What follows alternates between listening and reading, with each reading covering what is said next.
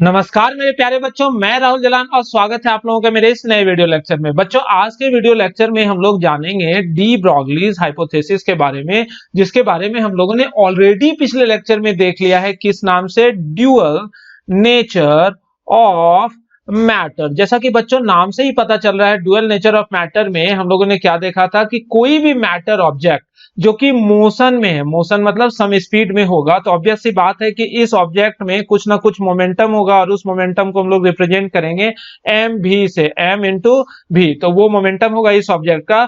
तो इस परिस्थिति में ये ऑब्जेक्ट जो है ये पार्टिकल के साथ साथ वेव के तरह भी काम करता है, और इसी थ्योरी को हम लोग नाम देते हैं ड्यूअल नेचर ऑफ मैटर। कहने का मतलब, if any object is moving with certain speed, then this object have particle nature along with wave character, and the associated wavelength of this particular particle is directly proportional to या फिर inversely proportional to momentum of that particular object. Okay, यानी कि ये momentum को हमने यहाँ पर p से रिप्रेजेंट किया है, तो ये lambda is inversely proportional to what?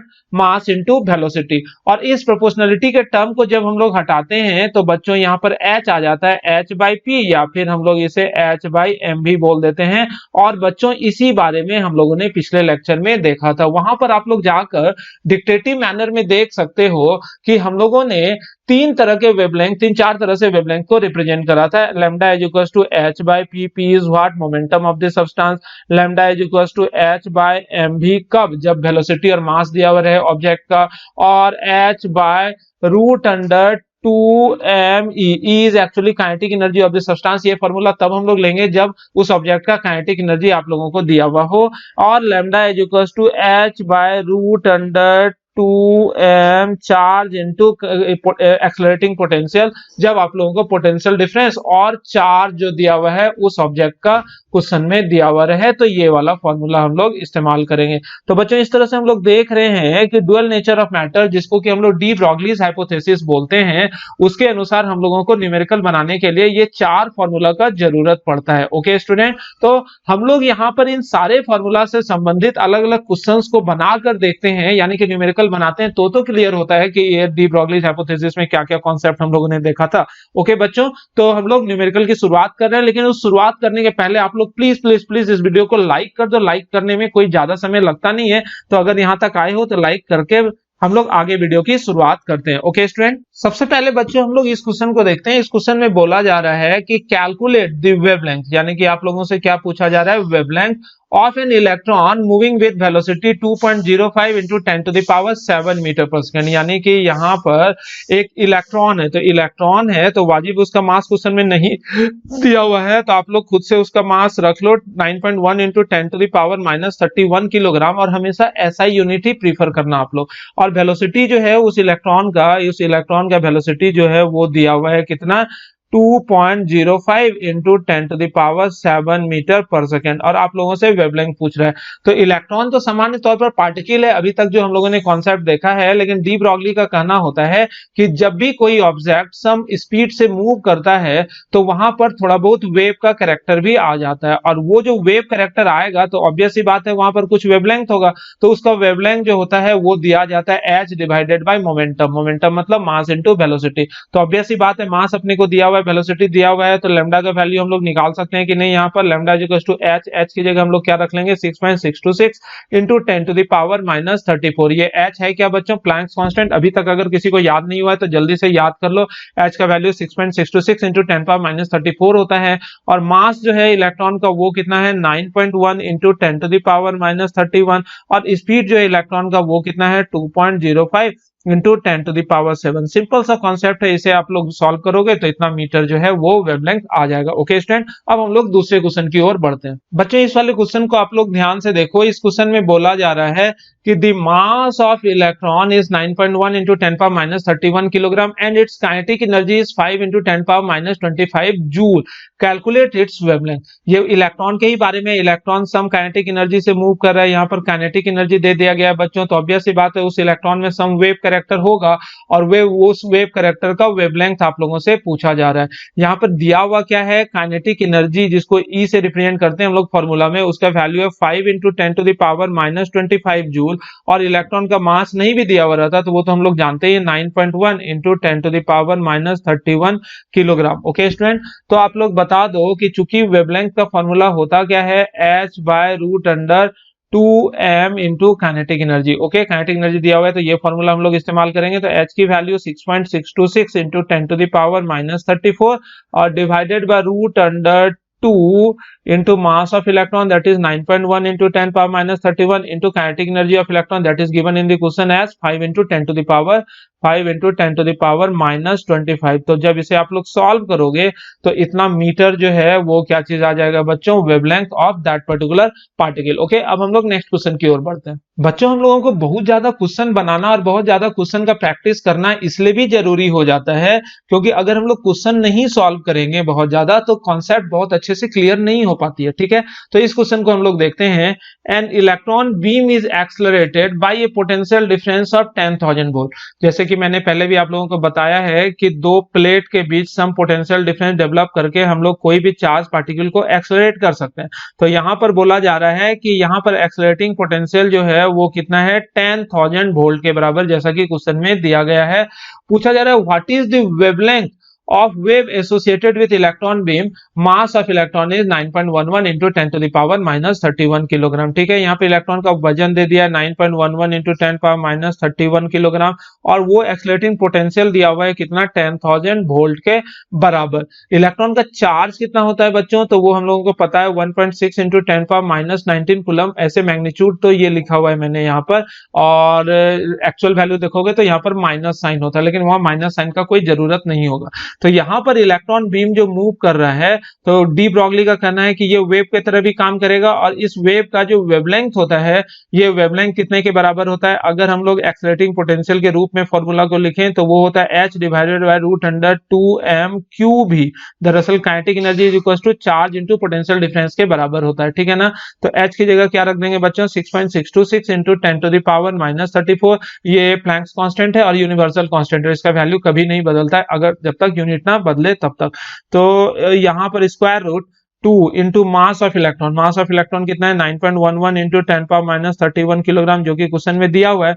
Charge electron का 1.6 इंटू 10⁻⁻19 और एक्सलेटिंग पोटेंशियल जो कि कितने के बराबर है बच्चों, 10,000 वोल्ट के बराबर। जब इस पूरे इक्वेशन, इस मैथमेटिकल इक्वेशन को आप लोग सॉल्व करोगे तो वेवलेंथ का वैल्यू आ जाएगा आप लोगों को मीटर में। ओके, और this is the answer. Okay, अब हम लोग नेक्स्ट क्वेश्चन की ओर बढ़ते हैं। बच्चों, आप लोग इस क्वेश्चन को ध्यान से देखो, इस क्वेश्चन में लिखा हुआ है a beam of alpha particle. देखो अल्फा पार्टिकल आ गया, यहाँ पर अल्फा पार्टिकल के बारे में आप लोगों को जानकारी होनी चाहिए। moves with velocity of this much, calculate the wavelength of alpha particle। Alpha particle का वेवलेंथ आप लोगों को चाहिए। अगर ये सारी चीजें आप लोगों को विजुअलाइज नहीं हो रही होगी बच्चों, तो यहाँ पर आप लोगों के स्क्रीन में एक बटन होगा मोबाइल स्क्रीन पर, उस बटन को क्लिक करो तो वहां पर क्वालिटी का ऑप्शन आएगा और उस क्वालिटी को मैक्सिमम में करके अगर आप लोग वीडियो को नहीं देख रहे हो तो ये चीजें आप लोगों को क्लियर नहीं नजर आ रही होंगी। वहां पर मैक्सिमम 480 पिक्सल या जो भी आप लोगों के पास मोबाइल में जो पिक्सल में होगा मैक्सिमम, तो वहां क्वालिटी के ऑप्शन में जाकर इस वीडियो की क्वालिटी को आप लोग इंप्रोवाइज कर लो तो ये चीजें क्लियर दिखेंगी, तो ज्यादा समझ में आएगी, ऑब्वियस सी बात है। तो यहाँ पर क्वेश्चन में दिया हुआ है कि ये अल्फा पार्टिकल है, तो अल्फा पार्टिकल का मास हम लोगों को खुद से डिसाइड करना होगा। अल्फा पार्टिकल में क्या होता है, 2 प्रोटॉन और 2 न्यूट्रॉन, तो इसका मास जो होगा 4 × 1.67 × 10⁻⁻27 किलोग्राम के बराबर होता है। तो ये अल्फा पार्टिकल का मास हो गया बच्चों। इसी के बाद यहाँ वेलोसिटी दिया हुआ है, तो वेलोसिटी कितना क्वेश्चन में दे दिया है, 3.28 × 10⁻³ मीटर पर सेकेंड जो है इस अल्फा पार्टिकल का स्पीड आप लोगों को क्वेश्चन में प्रोवाइडेड है। तो अब पूछा जा रहा है कि ये अल्फा पार्टिकल जब मूव कर रहा है तो इससे एसोसिएटेड जो वेवलेंथ होगा उसका वेवलेंथ जो है वो कितना होगा। जो वेवलेंथ का फॉर्मूला क्या होता है, h/mv। तो h की जगह 6.626 × 10⁻⁻34 डिवाइडेड बाय मास, मास की जगह क्या रख देंगे, 4 × 1.67 × 10⁻⁻27 इंटू v की जगह 3.28 × 10⁻³ मीटर पर सेकेंड। तो जो भी होगा इसे आप लोग सॉल्व करोगे तो इतना मीटर जो है that is the answer of this particular question. Okay, अब हम लोग नेक्स्ट क्वेश्चन की ओर बढ़ते हैं। बच्चों ये फॉन्ट का साइज काफी छोटा है, इसे मैं बड़ा भी कर सकता हूँ लेकिन जगह बचाने के लिए मैं ऐसा कर रहा हूँ।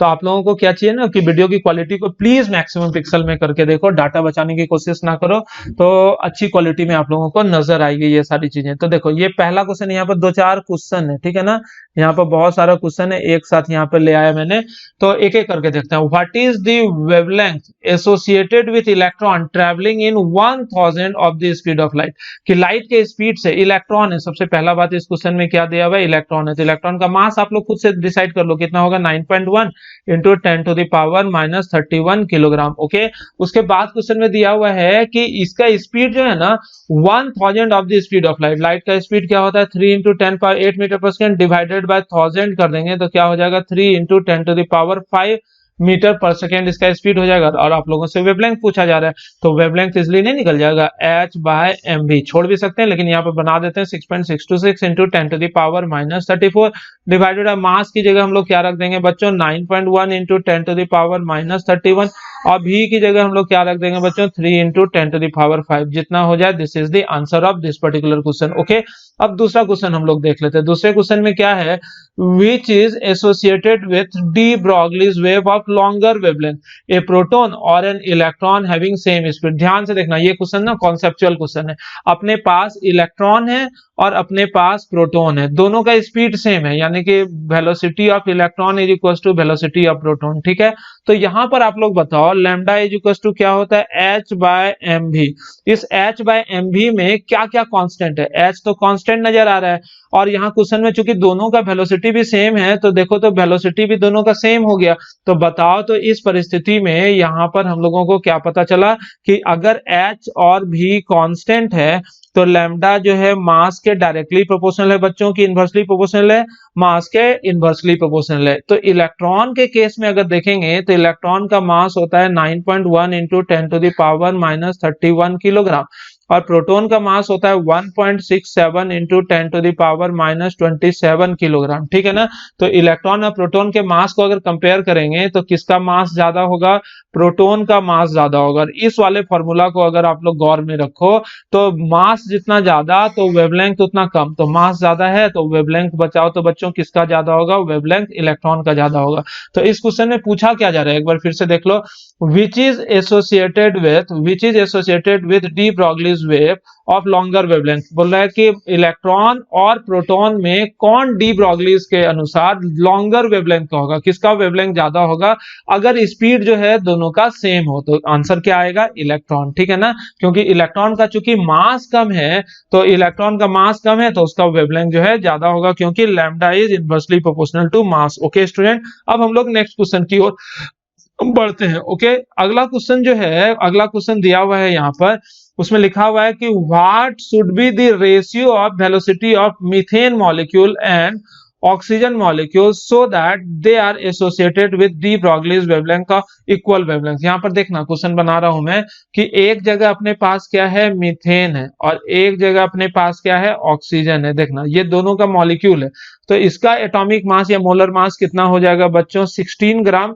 और इसका मोलर मास कितना हो जाएगा 16 2 32 ग्राम। इसका 16 ग्राम कैसे आया वो आप लोग समझ लो, इसका होता कितना है कार्बन का 12 और 4 हाइड्रोजन का कितना हो जाएगा 16 ग्राम और इसका हो गया 32 ग्राम। तो देखो तो मास किसका ज्यादा है, मास जो है ऑक्सीजन का ज्यादा है। ठीक है ना, अब बोल रहा है क्वेश्चन में बोला जा रहा है कि अकॉर्डिंग टू क्वेश्चन के अनुसार लैम्डा ऑफ CH4 यानी कि एसोसिएटेड वेवलेंथ जो मीथेन का है वो बराबर है एसोसिएटेड वेवलेंथ ऑफ ऑक्सीजन का, यानी कि दोनों का वेवलेंथ बराबर है।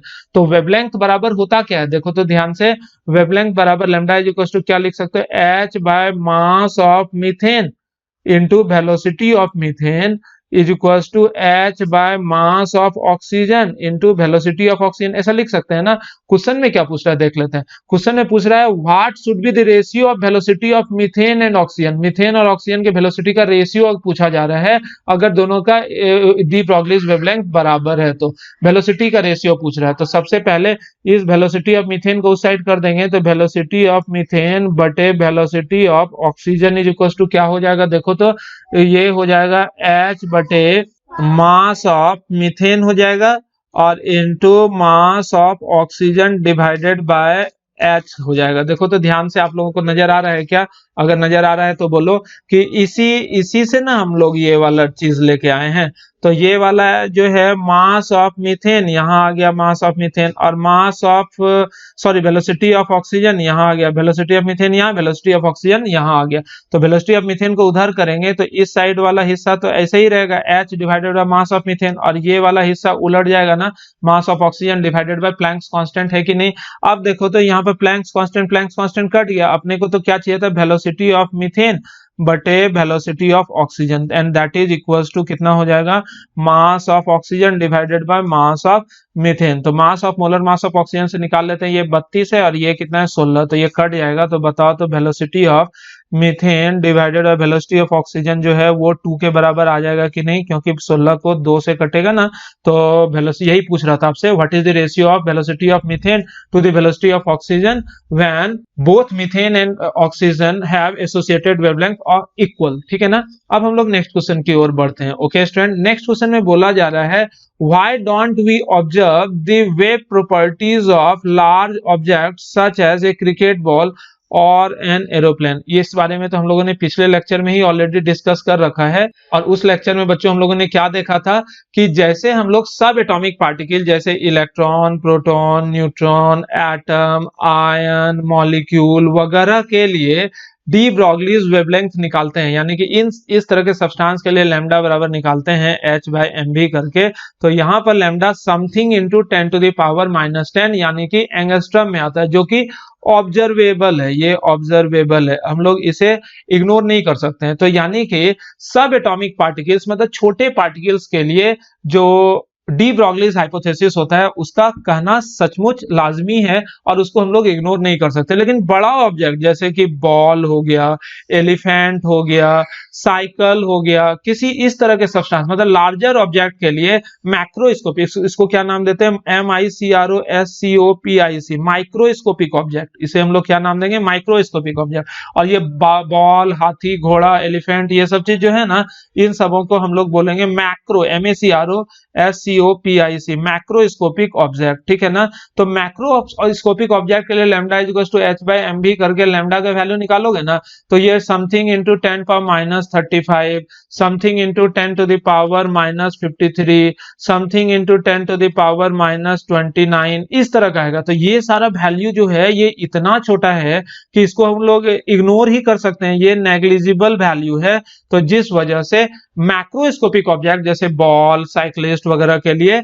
डी ब्रॉगलीज हाइपोथेसिस का कहना बहुत ज्यादा इफेक्टिव है कि नहीं है बच्चों, नहीं है। तो वही इस क्वेश्चन में पूछा जा रहा था कि why don't we observe wave properties, हम लोग क्यों नहीं वेव प्रॉपर्टी ऑब्जर्व करते हैं in large object such as cricket ball, aeroplane वगैरह। तो जवाब दोगे कि लार्ज ऑब्जेक्ट जैसे कि क्रिकेट बॉल, एरोप्लेन वगैरह में भी वेव प्रॉपर्टी है, लेकिन वो वेव प्रॉपर्टी का वेवलेंथ इतना छोटा रहता है, जैसे कि बड़ा ऑब्जेक्ट का बड़ा वेवलेंथ हम लोगों को देखने को मिलेगा, जैसे कि बड़ा वेवलेंथ हम लोगों को देखने को मिलेगा, लेकिन छोटा वेवलेंथ जो होता है बहुत ज्यादा छोटा 10 पावर -35 सबके रेंज में रहेगा, तो वो वेवलेंथ जो है लगभग स्ट्रेट लाइन के बराबर बना देगा ना ऑब्जेक्ट को। तो ये अंतर होता है और इसी वजह से लार्ज ऑब्जेक्ट में हम लोगों को वेव कैरेक्टर देखने को नसीब या मिलता नहीं है। ओके स्टूडेंट, अब एक दो क्वेश्चन हम लोग ऐसा वाला क्वेश्चन सब कर रहे हैं जो कि देखने में लगता है बड़ा बड़ा क्वेश्चन है, लेकिन दरअसल उस तरह के क्वेश्चन में कोई दम प्राण नहीं होता है, हम लोगों को उस क्वेश्चन में घुसना जरूरी होता है। तो ये वाला कॉन्सेप्ट हमेशा याद रखना, बिना क्वेश्चन में गए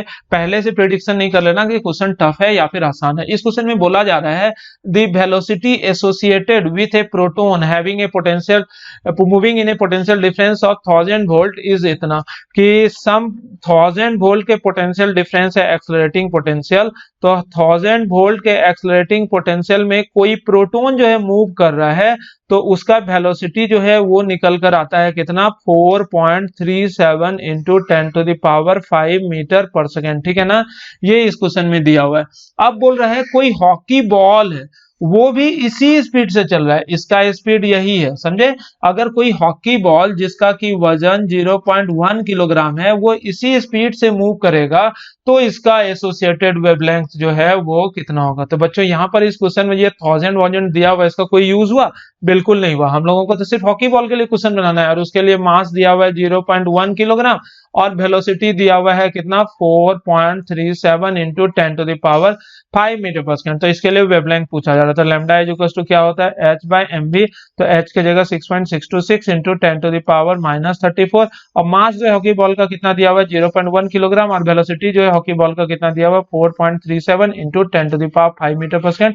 तो इसे सॉल्व करोगे तो इतना मीटर जो है उस हॉकी बॉल का एसोसिएटेड वेवलेंथ आ जाएगा। किसके लिए? डी ब्रॉगलीज वेव की तरह अगर उस हॉकी बॉल को कंसीडर करते हो तो। अब हम लोग नेक्स्ट क्वेश्चन की ओर बढ़ते हैं। ये वाला भी क्वेश्चन उस तरह के वैरायटी में आता है जो कि लंबा चौड़ा देखने को मिलता है लेकिन इसमें कोई ज्यादा जान प्रान होता नहीं है। यहाँ देखो ड्यूअल बिहेवियर पढ़े ना। डी ब्रॉगलीज हाइपोथेसिस मतलब कि मैटर दो तरह का कैरेक्टर शो करता है, मतलब दोहरा चरित्र, कभी वेव की तरह भी काम करता है और कभी पार्टिकल की तरह भी काम करता है। तो dual behaviour of matter proposed by de Broglie led to the discovery of electron microscope often used the highly magnified images of biological molecules and other type of material। ये कहानी है, यहाँ से यहाँ तक कहानी दिया हुआ है कि ये जो ड्यूअल बिहेवियर ऑफ मैटर के आधार पर ही हम लोगों ने इलेक्ट्रॉन माइक्रोस्कोप का डिस्कवरी कर पाया, जिसका इस्तेमाल करके जिसका मैग्नीफाइंग इमेज जो होता है बहुत ही लंबा चौड़ा होता है, मिलियंस में मैग्नीफाई कर देता है। तो वो बायोलॉजिकल मॉलिक्यूल के स्टडी करने में और अदर टाइप ऑफ मटेरियल के स्टडी करने में वो बहुत ज्यादा हेल्पफुल है। तो ये कहानी था। क्वेश्चन है if the velocity of electron in this microscope is this much,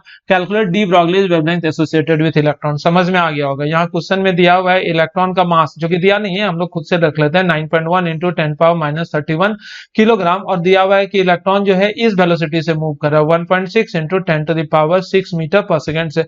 और पूछा जा रहा है कि calculate D Broglie's wavelength associated with this way electron wave, कि ये इलेक्ट्रॉन वेव का डी ब्रॉगलीज वेवलेंथ कितना होगा। तो इसलिए इजी है, कैसे निकाल सकते हैं। Lambda is equal to h/mv बन गया। h की जगह 6.626 इंटू 10⁻34 और मास की जगह बच्चों हम लोग क्या रख देंगे 9.1 इंटू 10⁻31 इलेक्ट्रॉन का मास और स्पीड क्वेश्चन में दिया हुआ है 1.6 इंटू 10⁻6 मीटर पर सेकेंड। तो इतना भी पता चल रहा होगा कि ये जो इलेक्ट्रॉन माइक्रोस्कोप होता है उस इलेक्ट्रॉन माइक्रोस्कोप में इलेक्ट्रॉन बहुत ही फास्ट स्पीड से मूव करता है, जो कि लगभग 10⁻6 मीटर पर सेकेंड के आसपास होता है। तो यहां तक बच्चों हम लोगों ने बहुत सारा क्वेश्चन करा। अब आप लोगों को जो ई सीरीज और एम सीरीज में जो क्वेश्चन मिलेगा, ई सीरीज और एम सीरीज के क्वेश्चन को इग्नोर नहीं करना। ई सीरीज करने का मतलब होता है कि इंडिया में जितना भी तरह का इंजीनियरिंग का एग्जाम है उसके एग्जाम में जो इस टॉपिक से संबंधित क्वेश्चन है उसका कलेक्शन है, जो कि आप लोगों को और कहीं नहीं मिलेगा। और एम सीरीज मतलब कि मेडिकल से संबंधित जितने भी एग्जाम होते हैं इंडिया में, उन सारे एग्जाम्स में आज तक इस पर्टिकुलर टॉपिक से सेपरेटेड क्वेश्चन जो होगा उस क्वेश्चन का कलेक्शन है, वो भी आप लोगों को कहीं नहीं मिलेगा। इस वजह से इस सारे क्वेश्चन को तो करना ही चाहिए आप लोगों को। तो इस सीरीज और एम सीरीज के सारे क्वेश्चन को करो और उसका आंसर भी आप लोगों को दिया हुआ होगा लास्ट में आप लोगों को आंसर भी नजर आता होगा, डिस्क्रिप्टिव आंसर है। तो उस डिस्क्रिप्टिव आंसर को देखकर भी आप लोग समझने की कोशिश करो और उसके बाद भी अगर नहीं समझ में आए तो फिर मेरे से व्हाट्सएप ग्रुप में उस क्वेश्चन का पिक्चर देखकर भी आप भेज सकते हो। मैं समय मिलने पर उन क्वेश्चन को सॉल्व करके आप लोगों को भेज दूंगा। ओके, दुनिया में कोई भी बंदा होगा तो वो आप लोगों को बुक के बारे में बोल सकता है कि भैया ये बुक खरीदो, वो बुक खरीदो, ये करो, वो करो, ये करो, वो करो। लेकिन आप लोग जानो कि हर बुक अपने आप में अच्छा होता है और आप लोग हर किसी के सजेशन को फॉलो नहीं कर सकते। यानी कि कोई बोलेगा ये बुक बना लो, कोई बोलेगा वो बुक बना लो, कोई बोलेगा क्या सारा बुक बना सकते हो क्या? नहीं, कोई एक बुक आप लोग फॉलो करोगे तो यानी कि बुक में अलग अलग लोगों का राय कॉन्ट्राडिक्ट कर सकता है। लेकिन ये जो ई सीरीज एम सीरीज होता है ना, इसमें जीरो कॉन्ट्राडिक्शन होता है। मतलब दुनिया का कोई भी आदमी आपको क्या ये बोल सकता है कि प्रीवियस ईयर क्वेश्चन जो है यानी कि क्वेश्चन बैंक नहीं बनाना चाहिए? ऐसा हो सकता है क्या? नहीं, हर कोई बोलेगा क्वेश्चन बैंक तो बनाना ही चाहिए, क्योंकि क्वेश्चन बैंक से हम लोगों को एक्चुअल व्यू मिलता है कि इस टॉपिक से दरअसल क्वेश्चन पूछा कैसे जाता है। तो इस वजह से ई सीरीज और एम सीरीज का क्वेश्चन जो आप लोगों को मिला है व्हाट्सएप ग्रुप में, वो अभी के अभी यानी कि आज के आज ही बना के कंप्लीट करो, क्योंकि कल और भी बहुत सारा क्वेश्चन आप लोगों को मिलने जा रहा है, तो फुर्सत कहां मिलेगा। ठीक है, अब हम लोग जो डी ब्रॉगलीज हाइपोथेसिस में बाकी सारा कॉन्सेप्ट जो छूट गया था पिछले लेक्चर में, उन सारे कॉन्सेप्ट के बारे में यहां पर देख लेते हैं। ओके स्टूडेंट, तो सबसे पहला तो है प्रूफ ऑफ क्या वेव कैरेक्टर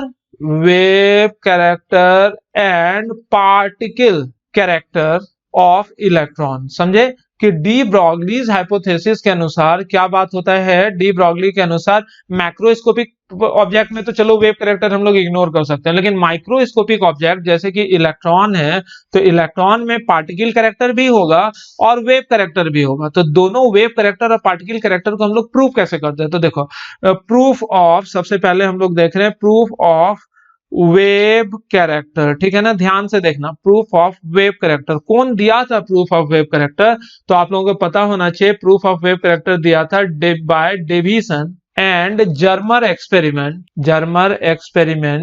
1927 में डी ब्रॉगलीज हाइपोथेसिस आया था। उसके 4 साल के बाद डेविसन एंड जर्मर एक्सपेरिमेंट के द्वारा ये प्रूव कर दिया गया कि इलेक्ट्रॉन जो होता है वो वेव की तरह काम करता है। ओके स्टूडेंट, अगर हम लोगों ने पिछले लेक्चर में, अगर आप लोगों ने ध्यान से देखा होगा, तो वेव कैरेक्टर के लिए क्या क्या फेनोमेनन होता था, डिफ्रैक्शन, ये अगर याद हो आप लोगों को, डिफ्रैक्शन, इंटरफेरेंस और पोलराइजेशन, और POLARISATIN, ये 3 तरह का फेनोमेनन जो हम लोगों ने वहां पिछले लेक्चर्स में देखा था, वहां पर मैंने बताया था कि इस तरह का फेनोमेनन सिर्फ और सिर्फ वेव ही दे सकता है। अगर कोई सब्सटेंस पार्टिकल है तो वो कभी डिफ्रैक्शन, इंटरफेरेंस और पोलराइजेशन के फेनोमेनन दे ही नहीं सकता। यानी कि अगर कहीं पर जैसे कि लाइट है, लाइट जो होता है डिफ्रैक्शन, इंटरफेरेंस और पोलराइजेशन के फेनोमेनन देता है, तो light is definitely wave, light can never be particle. तो यहां पर हम लोग इलेक्ट्रॉन के साथ भी ये जो डिविजन एक्सपेरिमेंट करा था, डिविजन एंड जर्मर एक्सपेरिमेंट, उस एक्सपेरिमेंट में ये दिखा दिया गया कि इलेक्ट्रॉन जो होता है ना वो डिफ्रैक्शन का फेनोमेनन शो करता है। इलेक्ट्रॉन कौन सा फेनोमेनन शो करता है बच्चों, डिफ्रैक्शन का फेनोमेनन। और अगर इलेक्ट्रॉन डिफ्रैक्शन का फेनोमेनन शो करेगा तो डेफिनेटली इलेक्ट्रॉन जो होगा वेव होगा कि नहीं होगा, होगा। तो इस तरह से हम लोगों को प्रूफ मिल गया क्या चीज का, वेव कैरेक्टर ऑफ इलेक्ट्रॉन, ठीक है ना। इस एक्सपेरिमेंट में यानी कि डिविजन एंड जर्मर एक्सपेरिमेंट में हम लोग करते क्या थे वो एक बार देख लेते हैं। इस एक्सपेरिमेंट में हम लोग इलेक्ट्रॉन प्रोड्यूस करते हैं। कोई टंगस्टन फिलामेंट है, मान लेते हैं ये क्या चीज है, TUNGUSTEN FILAMENT, this is tungsten filament. Tungsten filament से हम लोग इलेक्ट्रॉन मान लो प्रोड्यूस किए, ठीक है, और उस इलेक्ट्रॉन को एक्सलरेट करते हैं, उस इलेक्ट्रॉन को हम लोग एक्सलरेट करते हैं किसी पर्टिकुलर इलेक्ट्रोड का मदद लेकर। तो ये जो है ये क्या चीज है बच्चों, एक्सलरेटिंग इलेक्ट्रोड क्या होता है, कुछ भी नहीं। देखो यहां से इलेक्ट्रॉन मान लो टंगस्टन फिलामेंट से निकला, यहां से निकल रहा है इलेक्ट्रॉन, तो यहां पर अगर हम लोग कोई ऐसा प्लेट रख दें जिसमें बहुत ज्यादा पॉजिटिव चार्ज है तो वाजिब इलेक्ट्रॉन को तेजी से खींचेगा। तो बताओ तो इलेक्ट्रॉन एक्सलरेट हुआ ना, बस यही है कॉन्सेप्ट। तो ये इलेक्ट्रॉन को एक्सलरेट कर दिए इस एक्सलरेटिंग पोटेंशियल के थ्रू, एक्सलरेटिंग इलेक्ट्रोड के थ्रू, और उसको हम लोग फॉल कराते हैं क्या चीज पर बच्चों, तो उसको फॉल कराते हैं हम लोग निकेल के प्लेट पर। ये जो है पतला सा निकेल का फॉयल है, जैसे कि वहां रदरफोर्ड एक्सपेरिमेंट में हम लोगों ने गोल्ड फॉयल लिया था ना, तो यहां पर हम लोगों ने निकेल का फॉयल ले रखा है, ठीक है। तो जैसे ये इलेक्ट्रॉन निकेल के फॉयल पर पड़ेगा तो ऑटोमेटिकली देखते हैं ना इलेक्ट्रॉन सीधे पास हो जाना चाहिए था, लेकिन इलेक्ट्रॉन जो होता है वो सीधे पास नहीं होता है। इलेक्ट्रॉन यहाँ पर डिफ्रैक्शन का फेनोमेनन शो करने लगता है। इलेक्ट्रॉन यहाँ पर कौन सा फेनोमेनन शो करने लगता है, डिफ्रैक्शन का फेनोमेनन। और डिफ्रैक्शन के फेनोमेनन में होता क्या है कि इलेक्ट्रॉन जो ये निकेल के फॉयल से क्रॉस किया, तो इसको हम लोग पीछे अगर हम लोग किसी स्क्रीन पर ऑब्जर्व करते हैं, ये जो है पीछे हम लोगों ने बड़ा सा स्क्रीन लगा रखा है, तो इस पीछे अगर हम लोग किसी स्क्रीन पर इसको ऑब्जर्व करते हैं तो क्या देखते हैं, यहां पर एक पैटर्न बनता है, डिफ्रैक्शन पैटर्न। ये जो है डिफ्रैक्शन रिंग बनने लगता है। ये जो है ये क्या चीज है बच्चों, ये डिफ्रैक्शन रिंग अपने को नजर आता है। कहां पर नजर आता है, ये डिफ्रैक्शन रिंग अपने को नजर आता है इस स्क्रीन पर, ठीक है ना। इस स्क्रीन पर अपने को डिफ्रैक्शन रिंग नजर आता है। और ये डिफ्रैक्शन का फेनोमेनन जो है ये दिया कौन, इलेक्ट्रॉन ने दिया। तो ऑब्वियस सी बात है अगर इलेक्ट्रॉन डिफ्रैक्शन का फेनोमेनन देगा then electron definitely act as, किस तरह से, एक्ट एज वेव। तो ये वेव की तरह काम करेगा। एक बार फिर से इस एक्सपेरिमेंट में देख लेते हैं क्या क्या करते हैं। तो बच्चों इस एक्सपेरिमेंट में हम लोग करते क्या, this is actually tungsten filament. ये क्या चीज है बच्चों, ये टंगस्टन फिलामेंट है। इस टंगस्टन फिलामेंट का दरअसल हम लोग इस्तेमाल करते हैं इलेक्ट्रॉन को प्रोड्यूस करने के लिए। तो यहाँ टंगस्टन फिलामेंट से क्या हुआ, इलेक्ट्रॉन प्रोड्यूस हुआ, ठीक है। तो इलेक्ट्रॉन यहां से प्रोड्यूस होकर किसी भी दिशा में जा सकता है, तो इसलिए हम लोग यहाँ पर एक प्लेट ले लिए और ये किस तरह से काम करता है, एक्सेलरेटिंग इलेक्ट्रोड की तरह काम करता है। तो ये प्लेट हम लोग एक्सेलरेटिंग इलेक्ट्रोड के रूप में लिए और उसके बाद क्या हुआ कि यहाँ पर जो इलेक्ट्रॉन जा रहा है हाई स्पीड से, क्योंकि एक्सेलरेट हम लोग कर दें हाई स्पीड से, तो उसे हम लोग, ये निकेल का प्लेट है, ये जो है निकेल का प्लेट नहीं, फॉइल, पतला सा पत्थर है, 10⁻⁻5 सेंटीमीटर के आसपास पतला ये होता है। इस पतले से पत्थर निकेल के फॉइल से जैसे हम लोग टकराया तो इलेक्ट्रॉन सीधे पार हो जाना चाहिए, लेकिन यहाँ पर हम लोग क्या देखते हैं कि इलेक्ट्रॉन सीधे पार नहीं होता है। ये इलेक्ट्रॉन जो होता है इस तरह से डिफ्रैक्शन का फेनोमेनन देता है और इस तरह से ये डिफ्रैक्शन रिंग्स के रूप में यहाँ पर नजर आता है ये सारा इलेक्ट्रॉन। और चूंकि इलेक्ट्रॉन डिफ्रैक्शन का फेनोमेनन दिया तो डेफिनेटली इलेक्ट्रॉन डिफ्रैक्शन का फेनोमेनन कब देगा, जब इलेक्ट्रॉन खुद वेव होगा कि पार्टिकल होगा, इलेक्ट्रॉन वेव होगा। तो इस तरह से इस डेविसन एंड जर्मर एक्सपेरिमेंट के थ्रू हम लोग प्रूव कर लेते हैं कि इलेक्ट्रॉन जो है वो वेव कैरेक्टर शो करता है। अब हम लोगों को क्या प्रूव करना है कि इलेक्ट्रॉन पार्टिकल की तरह भी काम करता है, तब ना ड्यूअल नेचर हुआ। ड्यूअल नेचर करने का क्या मतलब, इलेक्ट्रॉन वेव भी है और पार्टिकल भी है। तो अब हम लोग देख रहे हैं proof of particle nature of electron, के इलेक्ट्रॉन के पार्टिकल नेचर का क्या प्रूव होता है, what is the proof of particle nature of electron. तो हम लोग क्या पार्टिकल नेचर को किस तरह से प्रूव करते हैं कि अगर किसी स्क्रीन पर, ये कोई पर्टिकुलर स्क्रीन है, ध्यान से देखना, ये कोई पर्टिकुलर स्क्रीन है, इस पर जिंक सल्फाइड का लेयर है, layer of ZnS, zinc sulphide के लेयर पर अगर हम लोग किसी फास्ट मूविंग इलेक्ट्रॉन को फॉल कराते हैं ना, तो जैसे कोई फास्ट मूविंग इलेक्ट्रॉन इस पर फॉल करता है तो एक छोटा सा डॉट देखने को मिलता है। ये एक छोटा सा डॉट कहने का क्या मतलब हुआ, छोटा सा डॉट कहने का मतलब हुआ बच्चों, ये जो छोटा सा डॉट आप लोगों को नजर आ रहा है ना, इस छोटे से डॉट को हम लोग बोल देते हैं SCINTILLATI, सेंटाइलेशन। सेंटाइलेशन मतलब एक दाग मिला। अगर इलेक्ट्रॉन वेव होता तो वहां डिस्पर्स हो जाता, यानी कि इलेक्ट्रॉन जैसे फॉल होता ना तो इस ZnS स्क्रीन पर वो डिस्पर्स हो जाता, इस तरह से डिस्पर्स हो जाता, मतलब धब्बा जैसा नजर आता। लेकिन अगर इलेक्ट्रॉन पार्टिकल है तो पार्टिकल अगर जिंक सल्फाइड प्लेट पर टकराएगा तो एक छोटा सा पॉइंट देगा। ये उसी तरह और भी एक्सपेरिमेंट करके देखते हैं तो देखते हैं हर एक इलेक्ट्रॉन एक डिफिनिट सेंटाइलेशन प्रोड्यूस करता है जिंक सल्फाइड के लेयर पर, जो कि प्रूव करता है कि इलेक्ट्रॉन जो है वेव नहीं है बल्कि क्या चीज है बच्चों, पार्टिकल है। ओके, इसी तरह से और भी प्रूव है, जैसे कि कैथोड रे एक्सपेरिमेंट में हम लोगों ने देखा था कि इलेक्ट्रॉन के स्ट्रीम के रास्ते में अगर हम लोग कोई पैडल लगा देते हैं, इलेक्ट्रॉन ऐसे आ रहा है और इलेक्ट्रॉन के रास्ते में हम लोग पैडल लगा देते हैं, तो देखते क्या है कि ये पैडल जो है ये चारों तरफ घूम जाता है इस तरह से। तो घूम क्यों गया, क्योंकि इलेक्ट्रॉन जो है उससे टकराया होगा, टकरा के उसको घुमा दिया होगा। तो ऐसा टक्कर के बाद घूमना फिरना कब होगा, जब इलेक्ट्रॉन पार्टिकल होगा कि वेव होगा। इलेक्ट्रॉन पार्टिकल होगा तभी इस पैडल को, इलेक्ट्रॉन जो ये पैडल है, इस पैडल से जैसे इलेक्ट्रॉन टकराएगा तो इसको आगे की तरफ धकेलेगा ना, और आगे की तरफ धकेल के इसको घुमा देगा। तो ये वाला फेनोमेनन भी जो इलेक्ट्रॉन देता है वो प्रूव करता है कि इलेक्ट्रॉन जो है वेव नहीं है बल्कि इलेक्ट्रॉन क्या चीज है बच्चों, पार्टिकल। तो डेविसन एंड जर्मर एक्सपेरिमेंट जो कि 1927 में दिया गया था, उसमें जब हम लोग इलेक्ट्रॉन को निकेल फॉइल से पास कराते हैं तो वो डिफ्रैक्शन रिंग या डिफ्रैक्शन पैटर्न्स हो गया, जो कि प्रूव किया कि इलेक्ट्रॉन वेव है। और ये जो सेंटाइलेशन इलेक्ट्रॉन प्रोड्यूस करता है जिंक सल्फाइड लेयर पर, या फिर कई जगह पैडल को घुमा देता है इलेक्ट्रॉन का रे वगैरह, तो वो प्रूव करता है कि इलेक्ट्रॉन जो है वो क्या चीज से मिलकर बना हुआ है बच्चों, पार्टिकल से।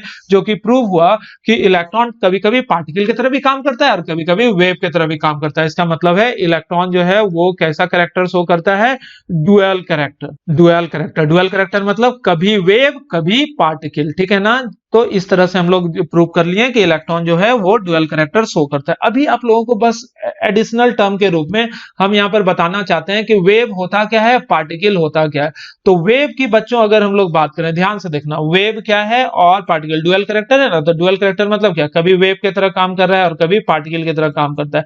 तो वेव का क्या क्या कैरेक्टर होता है सामान्य तौर पर, उसे अगर हम लोग बारीकी से समझने की कोशिश करें तो वेव जो होता है स्पेस में डीलोकलाइज्ड होता है। यानी कि अगर आप लोग कमरे में सोचो, ये आपका कमरा है, उसमें कोई लाइट वेव है, आप लोग बोलोगे लाइट वेव भैया आप यहाँ पर खड़ा रहिए, ऐसा हो सकता है क्या? नहीं, ये एक जगह लोकलाइज्ड हो ही नहीं सकता, वो हमेशा डीलोकलाइज होता है। लाइट जो है यानी कि इलेक्ट्रोमैग्नेटिक वेव या कोई भी तरह का वेव एक जगह लोकलाइज नहीं होता है, वो पूरे स्पेस में डीलोकलाइज होता है, यानी कि मूविंग कंडीशन में ही हमेशा रहता है। लेकिन अगर किसी ऑब्जेक्ट को, जैसे कि बॉल है, ये टेबल है, उसको बोलोगे बॉल यहाँ पर रहिए, रह जाएगा, बोलोगे बॉल यहाँ पर रहिए, रह जाएगा, बॉल यहाँ पर ये रह जाएगा।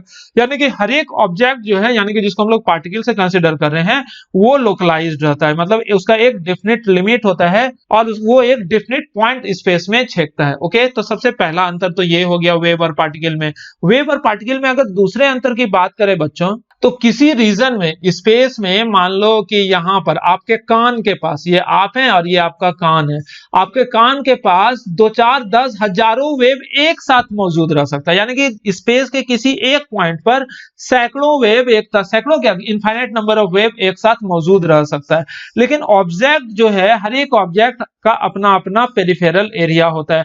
जैसे कि बोलो आपके कमरे में एक नारंगी है, एक एप्पल है और एक पाइन एप्पल है, बोलोगे तीनों का पॉइंट ऑफ एग्जिस्टेंस सेम है क्या? नहीं, तीनों का अपना बाउंड्री होगा, तीनों अपने अपने बाउंड्री में होगा। ऐसा हो सकता है कि एक ही पॉइंट पर एप्पल भी हो जाए, पाइन एप्पल भी हो जाए और ये जो ऑरेंज था ये भी हो जाए, ऐसा संभव नहीं है। यानी कि ऑब्जेक्ट या फिर कोई पार्टिकल का अपना अपना सर्कमफेरेंस या फिर अपना अपना पेरिफेरल एरिया होता है। लेकिन वेव जो होता है, एक पॉइंट पर एक से अधिक वेव मौजूद हो सकता है। जैसे कि आप लोगों को पता होना चाहिए कि हमारे आसपास कई तरह का रेडियो वेव ऑलवेज मूव कर रहा है, जैसे कि मोबाइल सिग्नल, टीवी सिग्नल, कई तरह का सिग्नल। तो वो ऑब्वियस सी बात है कि स्पेस के किसी पॉइंट पर, ऑब्वियस सी बात है कि स्पेस के किसी पॉइंट पर साथ साथ कई तरह का वेव साथ साथ एग्जिस्ट कर सकता है। लेकिन पार्टिकल एक पॉइंट पर बहुत सारा पार्टिकल, इवन 2 पार्टिकल भी साथ साथ एग्जिस्ट नहीं कर सकता है। ठीक है। दूसरा इंटरफेरेंस। इंटरफेरेंस जो होता है वो सिर्फ वेव, इंटरफेरेंस मतलब क्या है? जैसे ये एक वेव है और इसी के ऊपर एक और वेव जुड़ गया, जिसको बोलेंगे कंस्ट्रक्टिव इंटरफेरेंस। और अगर यहाँ पर एक वेव है और उस वेव के ऊपर दूसरा वेव उल्टा जुड़ गया, तो ऐसा भी हो सकता है। इसी को हम लोग इंटरफेरेंस बोलते हैं। ये हुआ कंस्ट्रक्टिव इंटरफेरेंस और ये हुआ डिस्ट्रक्टिव इंटरफेरेंस। यानी कि इंटरफेरेंस का फेनोमेनन जो है वो कौन देता है? वेव। पार्टिकल का भी इंटरफेरेंस का फेनोमेनन दे सकता है कि नहीं दे सकता है बच्चों?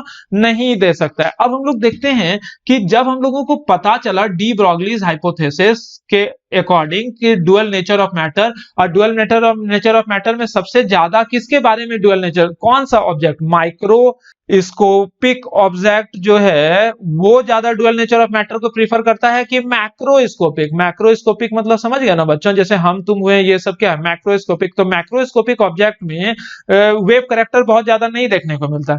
माइक्रोस्कोपिक ऑब्जेक्ट जैसे इलेक्ट्रॉन वगैरह में वेव कैरेक्टर अच्छा खासा देखने को मिलता है। तो डी ब्रॉगली के थ्योरी के अनुसार जब हम लोगों ने ये जाना कि इलेक्ट्रॉन वगैरह में बहुत ज्यादा वेव कैरेक्टर होता है, तो उसका सबसे बड़ा बेनिफिट क्या हुआ जानते हो बच्चों? उसका सबसे बड़ा बेनिफिट ये हुआ कि इस कॉन्सेप्ट का इस्तेमाल करके हम लोगों ने इलेक्ट्रॉन माइक्रोस्कोप का डिस्कवरी किया। इलेक्ट्रॉन माइक्रोस्कोप का डिस्कवरी किया। यानी कि इन सारे थ्योरी के अनुसार ये जो बेनिफिट, सबसे बड़ा बेनिफिट क्या हुआ बच्चों?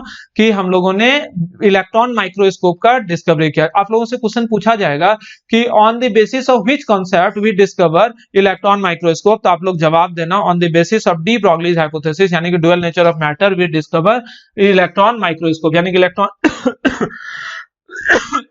माइक्रोस्कोप का कंस्ट्रक्शन पूरी तरह से डुअल नेचर ऑफ मैटर के कॉन्सेप्ट पर आधारित है। और आपको पता है माइक्रोस्कोप होता क्या है?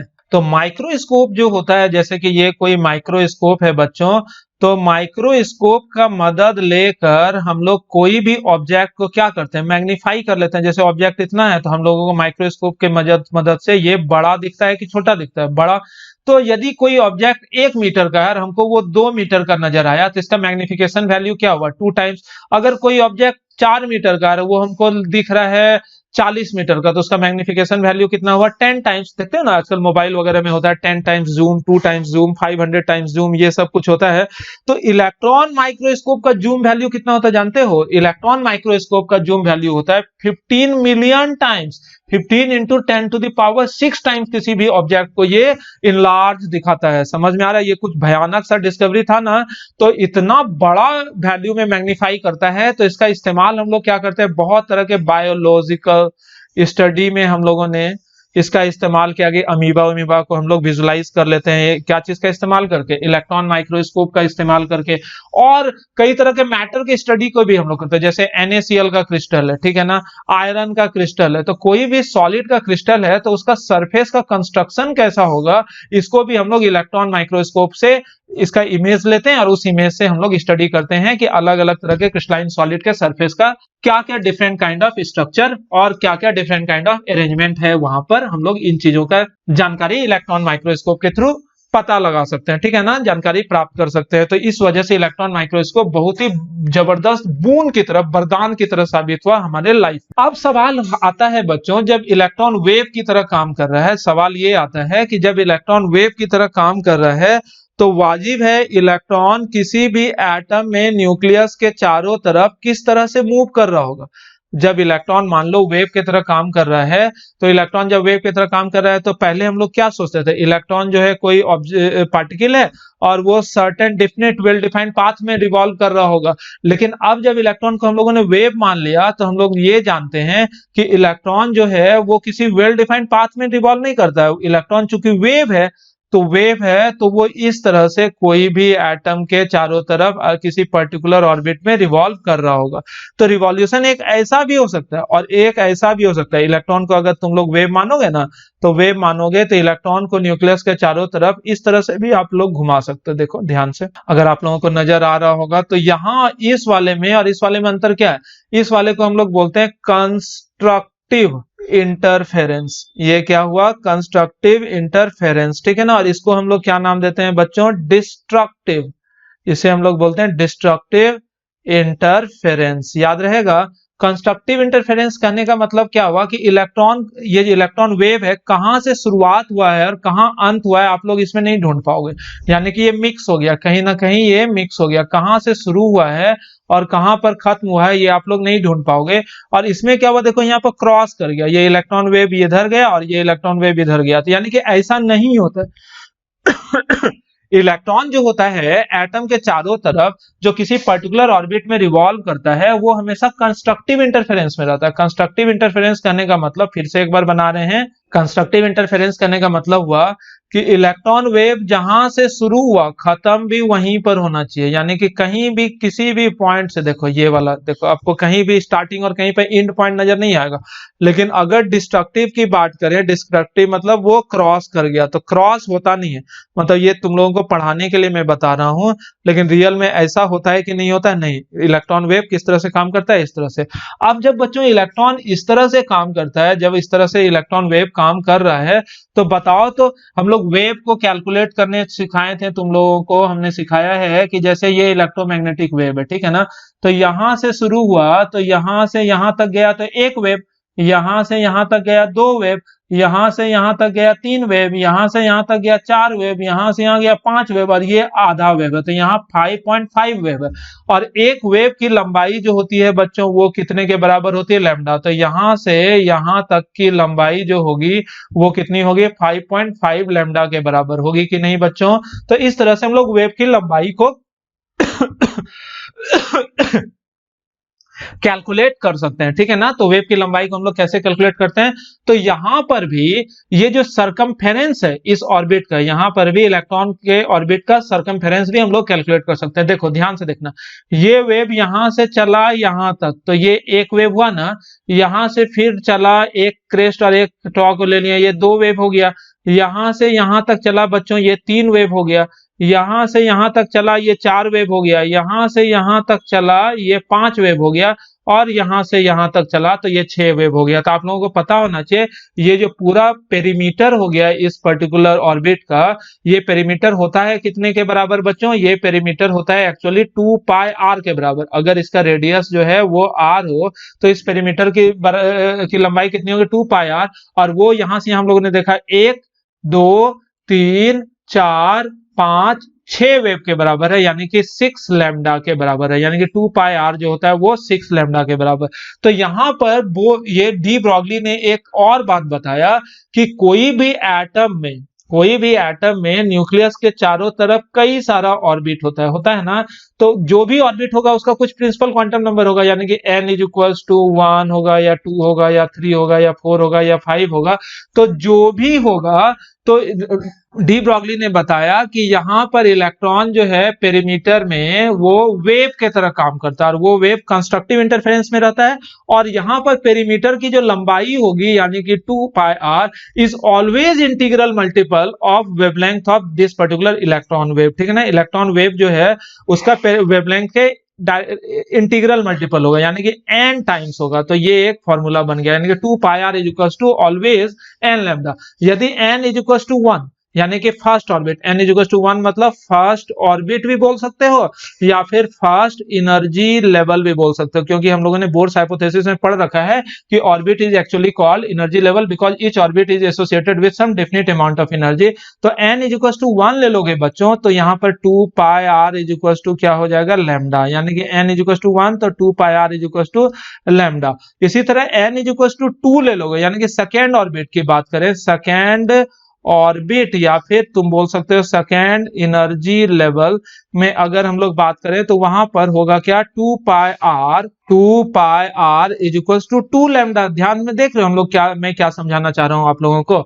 और अगर पांचवा ऑर्बिट होगा n इज इक्वल टू या 3 नॉर्मल वे में चलते हैं, n इज इक्वल टू 3 होगा यानी कि थर्ड ऑर्बिट बोल दो या फिर थर्ड एनर्जी लेवल बोल दो, एक ही बात है, थर्ड ऑर्बिट बोलो या थर्ड एनर्जी लेवल। तो वहां पर 2 pi r is equal to 3 lambda के बराबर होगा। कहने का मतलब कि nth ऑर्बिट अगर रहा यानी कि इलेक्ट्रॉन अगर मान लेते हैं nth ऑर्बिट में रहा, यहाँ पर n का वैल्यू जो है कुछ n रहा, मान लेते हैं nth ऑर्बिट, तो 2 पाई आर मतलब perimeter of the orbit is equal to n lambda के बराबर होगा। तो चलो यहाँ पर जो रैंडमली मैंने ये वाला फिगर बना रखा है, इस फिगर में आप लोग इस फिगर को देख के कभी कभी क्वेश्चन अगर आप लोगों से पूछ ले कि ये कौन सा ऑर्बिट है, कैलकुलेट करो तो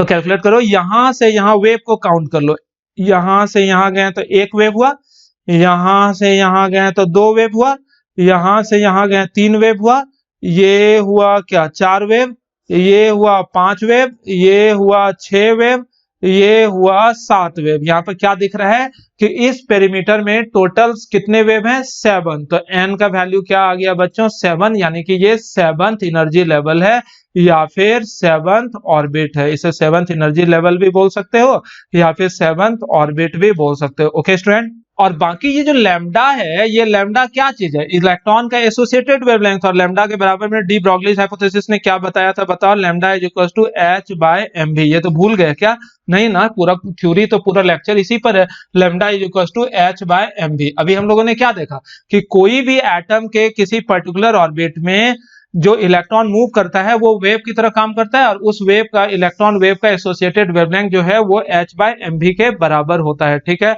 और दूसरा अपने को तो पता है कि 2 पाई आर मतलब पेरीमीटर जो होता है उस पर्टिकुलर ऑर्बिट का वो n लैम्डा के बराबर होता है ना बच्चों। तो अपने पास कितना इक्वेशन आया, 2 इक्वेशन आया ना। तो यहाँ पर जो लैम्डा है ना, इस लैम्डा के वैल्यू को इस इक्वेशन में हम लोग पुट करते हैं और देखते हैं क्या रिजल्ट आता है। ठीक है, तो यहाँ पर हम लोग देखते हैं 2 pi r is equal to n और लैम्डा की जगह हम लोग क्या रख देते हैं बच्चों, h बाय mv। ठीक है ना, अब हम लोग करते हैं क्या, mv को इस साइड कर देते हैं और 2 पाई को इस साइड कर देते हैं। तो क्या आ जाएगा, एम भी उधर चला गया, एम भी उधर चला गया और आर तो पहले से था, तो एम भी r is equal to n h by 2 पाई। तो क्या देखा बच्चों आप लोगों ने देखा कि m b r will becomes equal to n h by 2 पाई। ठीक है ना, और यही तो बोर्स हाइपोथेसिस था। आप लोगों को अगर याद हो तो बोर के सेकेंड हाइपोथेसिस में हम लोगों ने क्या पढ़ा था, न्यूक्लियस के चारों तरफ सिर्फ वही ऑर्बिट संभव है जिस ऑर्बिट में इलेक्ट्रॉन का एंगुलर मोमेंटम जो होता है वो h बाय 2 पाई के इंटीग्रल मल्टीपल है। वहां पर पढ़ा था ना कि न्यूक्लियस के चारों तरफ सिर्फ वही ऑर्बिट संभव है जिस ऑर्बिट में इलेक्ट्रॉन का angular momentum m b r is equal to h by 2 पाई के इंटीग्रल मल्टीपल है। इंटीग्रल मल्टीपल मतलब यहाँ पर n should be equals to 1 2 3 4 5 and so on. ठीक है, तो ये डेरिवेशन जो है बोर्स हाइपोथेसिस को हम लोगों ने डी ब्रॉगलीज हाइपोथेसिस से प्रूव करके दिखाया। वो कैसे, एक बार फिर से यहाँ पर देख रहे हैं बस रिवीजन के लिए। सबसे पहला बात कि बोर्स हाइपोथेसिस के अनुसार होता क्या है, इलेक्ट्रॉन वेव की तरह काम करेगा और इलेक्ट्रॉन वेव की तरह काम करेगा तो उसका एसोसिएटेड वेवलेंथ होता है lambda is equal to h by mv। और इलेक्ट्रॉन जो होता है किसी पर्टिकुलर ऑर्बिट में कंस्ट्रक्टिव इंटरफेरेंस में रहता है जिस वजह से उस ऑर्बिट का पेरीमीटर 2 पाई r जो होता है वो n लैम्डा के बराबर होता है। तो इस लैम्डा के वैल्यू को यहाँ पुट करेंगे तो क्या हो जाएगा 2 pi r is equal to n h by M V, और एम वी को उस साइड कर दिए बच्चों तो क्या हो गया m v r is equal to n h by 2 पाई। तो देखो तो ये वाला फॉर्मूला इस वाले फॉर्मूला मतलब बोर्स हाइपोथेसिस से मैच करा कि नहीं किया, बिल्कुल करा, और यही तुम्हारा प्रूफ हो गया डी ब्रॉगलीज हाइपोथेसिस के अनुसार। किसका प्रूफ? बोर्स हाइपोथेसिस का भी प्रूफ हम लोगों ने यहाँ पर करके देख लिया। तो बच्चों आज का लेक्चर यहीं पर खत्म होता है, और अगले लेक्चर में हम लोग किसके बारे में जानेंगे? तो हाइजेनबर्ग्स अनसर्टेनिटी, CERTAINTY, हाइजेनबर्ग्स अनसर्टेनिटी प्रिंसिपल। ठीक है ना, मेरा हैंडराइटिंग थोड़ा थोड़ा स्पीड के वजह से गड़बड़ हो जाता है, तो उसे इग्नोर करना, वॉइस पर ज्यादा ध्यान देना, जो हम बोल रहे हैं उसे आप लोग ध्यान से सुनो। ईयरफोन भी इस्तेमाल कर सकते हो, साउंड थोड़ा कम रखना, नहीं तो साउंड मेरा थोड़ा ज्यादा है ही। ठीक है, तो वॉइस पर ज्यादा कमांड करना, स्पीड में लिखने के चक्कर में थोड़ा थोड़ा स्पेलिंग वगैरह ये सब ग्रामर वामर गड़बड़ होता है, तो उन चीजों को आप लोग बिल्कुल इग्नोर करना, कॉन्सेप्ट को आप लोग समझने की कोशिश करना। और सबसे इंपॉर्टेंट बात जो मैं बार बार आप लोगों को बोलता हूं कि किसी भी कॉन्सेप्ट को समझने के लिए जरूरी है उस कॉन्सेप्ट पर आधारित जितने भी क्वेश्चंस हैं उसे उसी दिन बनाओगे, तब उसी दिन बनाना है। मतलब आज जो डी ब्रॉगलीज हाइपोथेसिस है उसे खत्म करना है, क्योंकि ऑब्वियस सी बात है कल सुबह जो हाइजेनबर्ग अनसर्टेनिटी प्रिंसिपल अपना मुंह उठाकर खड़ा होगा, और ये अपना क्वेश्चन का सेट लेकर अलग से खड़ा होगा, तो वो क्वेश्चन का लोड होते चले जाएगा। उस लोड से बचने के लिए आज ही आप लोगों को क्या करना है, डी ब्रॉगलीज हाइपोथेसिस का स्टिकर भी कंप्लीट करना है। डी ब्रॉगलीज हाइपोथेसिस से संबंधित ई सीरीज और एम सीरीज अगर मिल चुका है पीडीएफ तो उसको भी आज बना जाना है। और सबसे इंपॉर्टेंट जो आप लोगों के पास एबीसी वाली बुक है, उस एबीसी वाले बुक से इन टेक्स्ट यहां तक का सारा क्वेश्चन बना लेना। देखो पिछले वो फोटो इलेक्ट्रिक इफेक्ट वगैरह से आसान क्वेश्चन होता है इसका, इसलिए यहाँ पर 2 मिनट समय लगेगा। और एक चीज और बोलना, एक चीज और छोटा सा चीज है, और वो छोटा सा चीज ये है कि क्वेश्चन जो आप लोग बनाते हो ना, तो इसमें बहुत सारे स्टूडेंट को देखे हैं वो अभी तक लेटस सपोज दैट वगैरह ये सब कुछ यूज कर रहा है। तो बच्चा ये नहीं करो, प्लीज नहीं करो, लेटस सपोज दैट करने की जरूरत नहीं है। एकदम रफ मैनर में आप लोगों को क्वेश्चन बनाना है। वो कैसे, मैं आप लोगों को बताता हूं। सबसे पहले ये मान लो आप लोगों के कॉपी का पेज है, तो कॉपी के पेज को बीच से एक लाइन खींच लो। तो बीच से जैसे लाइन दिखेगा ना आप लोग, तो ये एक तरह का प्रूफ भी है कि ये राहुल सर का कॉपी बना रहा है बच्चा लोग। तो ये बीच से एकदम सीधे लाइन खींचो, और एकदम ये बॉर्डर भी छोड़ने की जरूरत नहीं, ये जो ऊपर बॉर्डर है ना उसको भी छोड़ने की जरूरत नहीं। क्वेश्चन यहां से बनाओ, क्वेश्चन यहां से बनाओ, क्वेश्चन यहां से बनाओ, क्वेश्चन यहां से बनाओ, क्वेश्चन यहां से बनाओ, क्वेश्चन यहां से बनाओ, और सारे क्वेश्चन को बिना later suppose that rough type से बनाओ, और धाए धाए धाए धाए आंसर तक पहुंचने की कोशिश करो। क्योंकि मेरा कॉन्सेप्ट क्या है ना, मेरा सोच ये है हम लोग एक ही क्वेश्चन को बोर्ड 10th के स्टैंडर्ड टाइप से एकदम लेटर सपोज दैट सुंदर सुंदर बनाएंगे, तो उससे अपने को ज्यादा बेनिफिट नहीं मिलने जा रहा है। अपने को ज्यादा से ज्यादा क्वेश्चन बनाना है, जितना मैक्सिमम क्वेश्चन बनाओगे कॉन्सेप्ट आप लोगों का उतना बिल्ड होगा। तो मैक्सिमम क्वेश्चन तब आप बना सकते हो जो शॉर्टकट में छोटे छोटे छोटे छोटे लिखकर जा रहे हो। और यदि न्यूमेरिकल में आप लोगों को समय लग जा रहा है जैसे कैलकुलेशन करने में, तो आप लोग डेफिनेटली कैलकुलेटर यूज कर सकते हो। क्योंकि कभी कोई बच्चा बोलता है कि कैलकुलेटर यूज करेंगे सर एग्जाम में थोड़े ना कैलकुलेटर मिलेगा। अरे भैया एग्जाम में डाटा ऐसा मिलता है, देखो 2.66 डिवाइडेड बाय 1.33, तो बताओ तो इसको नहीं सॉल्व कर पाओगे क्या? वहां पे एग्जाम का डाटा एकदम इजी कैलकुलेटिंग वाला रहता है, लेकिन बुक का क्वेश्चन या स्टिकर का क्वेश्चन वगैरह एनसीईआरटी का क्वेश्चन में डाटा बहुत ज्यादा लेंदी रहता है। तो यही क्वेश्चन को सॉल्व करने में, जैसे कि अभी कुछ देर पहले हम लोग क्वेश्चन बना रहे थे ना, नहीं मिलेगा, बहुत इधर उधर हो गया होगा, तो उस क्वेश्चन में आप लोग देख रहे होगे 6.626 10 पावर माइनस 34 बटे समथिंग समथिंग समथिंग गुना समथिंग समथिंग। तो इसको सॉल्व करने में जितना समय आप लोग लोगे उतना समय में तो 10 क्वेश्चन बना सकते हो। तो इसीलिए प्लीज आप लोग नंबर ऑफ क्वेश्चन अटेम्प्ट करने पर ज्यादा फोकस करो, और लेटर सपोज दैट कैलकुलेशन इन चीजों पर ज्यादा समय व्यर्थ नहीं करो। जल्दी कोई क्वेश्चन बनाए, रफ टाइप से बनाए, आंसर मिलाए, आगे बढ़े। क्वेश्चन बनाए, रफ टाइप बनाए, आंसर मिला, आगे बढ़े। और एक और आदत अगर आप लोग डाल लो तो दुनिया के सबसे ताकतवर स्टूडेंट बन जाओगे। वो आदत ये है, जैसे आप लोग ई सीरीज बनाने के लिए बैठे, ठीक है, उस ई सीरीज में मान लो 30 क्वेश्चन है, ठीक है ना, तो 30 क्वेश्चन है, तो घड़ी आप लोग अपने टेबल के सामने लगा लो, घड़ी लगा लो, और उसमें सेट कर लो अलार्म कितने का, 30 मिनट का, ठीक है। 30 क्वेश्चन मतलब 30 मिनट, और कोशिश करो, दिमाग पर प्रेशर लो कि इस 30 क्वेश्चन को 30 मिनट में ही बनाना। और ये आदत एक दिन नहीं, हर क्वेश्चन, हर प्रैक्टिस, हर सेशन के पहले अगर आप लोग घड़ी के साथ काम करते हो तो धीरे धीरे धीरे 2 दिन 10 दिन में आप लोगों का आदत बन जाएगा स्पीड बनाने का। और एग्जाम में आईआईटी या मेडिकल करने का सबसे लास्ट कॉन्सेप्ट और सबसे इंपॉर्टेंट कॉन्सेप्ट ये है कि स्पीड प्लस एक्यूरेसी, ठीक है ना। एक्यूरेसी तो मैं आप लोगों को बनवा दूंगा और स्पीड आप लोगों को खुद बिल्डअप करना होगा, ठीक है ना, कैसे, प्रैक्टिस कर करके, ठीक है। तो चलो बच्चों, आज के लेक्चर में हम लोग इतना ही देख रख के छोड़ देते हैं और कल सुबह के लिए तैयार रहना। कल सुबह हम लोग हाइजेनबर्ग अनसर्टेनिटी प्रिंसिपल पढ़ेंगे। ओके।